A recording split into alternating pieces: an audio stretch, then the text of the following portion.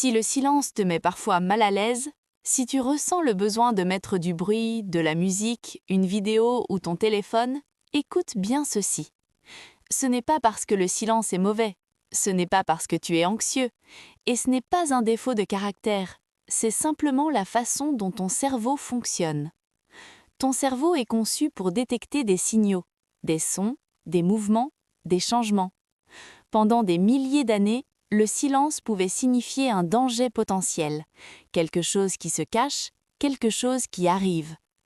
Alors ton cerveau a appris que le silence mérite de l'attention. Aujourd'hui, le danger n'est plus là, mais le mécanisme est toujours présent. Quand tout devient calme, ton cerveau se met en mode alerte. Il cherche un problème, il scanne, il produit des pensées. C'est pour ça que dans le silence, les idées apparaissent, les souvenirs reviennent, les inquiétudes surgissent. Le silence ne crée pas les pensées, il les révèle. Voici une chose simple que tu peux faire. Au lieu de remplir le silence, reste-y quelques instants de plus que d'habitude. Observe ce qui se passe sans analyser, sans juger. Petit à petit, ton cerveau comprend que le silence n'est pas une menace.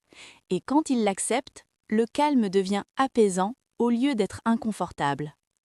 Le silence n'est pas un problème, c'est un espace. Et apprendre à y rester change profondément ta relation à ton mental. Abonne-toi à du savoir ultra pratique pour mieux comprendre ton cerveau et vivre plus sereinement au quotidien.